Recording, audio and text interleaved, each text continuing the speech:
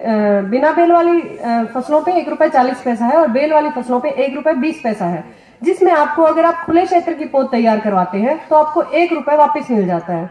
लेकिन अगर आप संरक्षित ढांचों में अगर पौध तैयार करवाते हैं तो उस पे आपको 4.25 रुपए सब्सिडी है, या फिर आपको ओपन में या जो खुले क्षेत्र में उस पे 1.25 रुपए की सब्सिडी भी मिलती है। तो इसमें सब्सिडी की स्लैब 1 रुपए, 1.25 रुपए और 4.25 रुपए वो आपके बीज को देख के है। बीज पे आपको 50% सब्सिडी मिलेगी।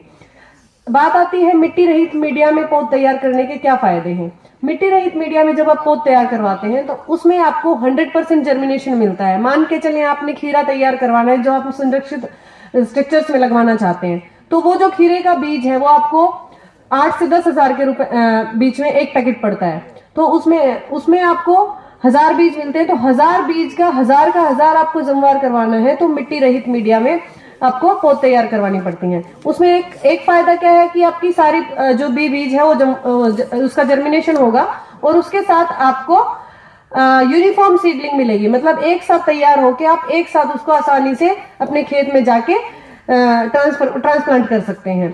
तो और उसके साथ एक फायदा और क्या है कि आप अगेती या पछेती फसलों को समय पे तैयार करवा सकते हैं, क्योंकि जो हमारी मिट्टी रहित पौध तैयार करने का एक अलग से ढांचा है, जो कंट्रोल्ड इन्वायरमेंट है, उसमें टेम्परेचर और ह्यूमिडिटी मतलब तापमान और मॉइस्चर कंट्रोल रहता है, जिसमें आपको जो पौध है वो समय पर तैयार होके मिलती हैं और थोड़े से टाइम से जल्दी मिलती हैं। जैसे आपने खीरे की पौध तैयार करवानी है, बारिश आ रही है या बाहर लू चल रही है या ज्यादा ठंड है, तो आप बाहर तैयार नहीं कर सकते क्योंकि जर्मिनेशन नहीं हो पाता है।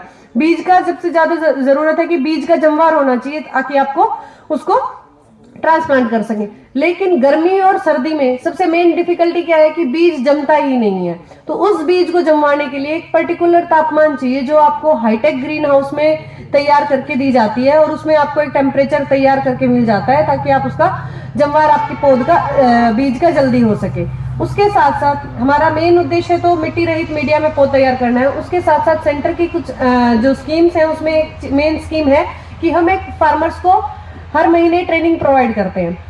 ट्रेनिंग के विभिन्न विषय रह सकते हैं, जैसे कि आपको संरक्षित ढांचों में खेती कैसे करनी है, खुले क्षेत्र में खेती कैसे करनी है, नया बाग लगाना है तो उसमें पौधारोपण कब करना चाहिए, कैसे करना चाहिए, उसके बारे में डिटेल्ड में आपको सारी जानकारी दी जाती है। हर महीने एक ट्रेनिंग रहती है जिसमें 20 किसान आवेदन कर सकते हैं। आप ऑनलाइन भी अप्लाई कर सकते हो या फिर आप सेंटर पे आके कभी भी अप्लाई कर सकते हैं। तो उसमें आपको पहले आओ पहले पाओ का है, जो भी 20 किसान पहले आए उनको एक ट्रेनिंग के लिए सिलेक्ट कर लिया जाता है। जैसे आपने मशरूम का कार्य शुरू करना है या आपने प्रोटेक्टेड स्ट्रक्चर्स लगाने मतलब संरक्षित ढांचे लगाने हैं तो उनके लिए ट्रेनिंग सर्टिफिकेट सबसे जरूरी है।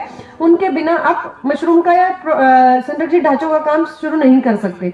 तो उन ट्रेनिंग को सबसे ज्यादा मतलब सर्टिफिकेट चाहिए होती है, उसके लिए हम ट्रेनिंग प्रोवाइड करते हैं। वहां पे आप किसी भी टाइम आप सेंटर पे आ सकते हैं। महीने में एक ट्रेनिंग जरूर की जाती है। इसके लिए हम अखबार में भी एडवर्टाइज करते हैं या फिर हमारी जो kaushal.hothharyana.gov.in जो साइट है उस पे भी जाके आप रजिस्ट्रेशन कर सकते हैं।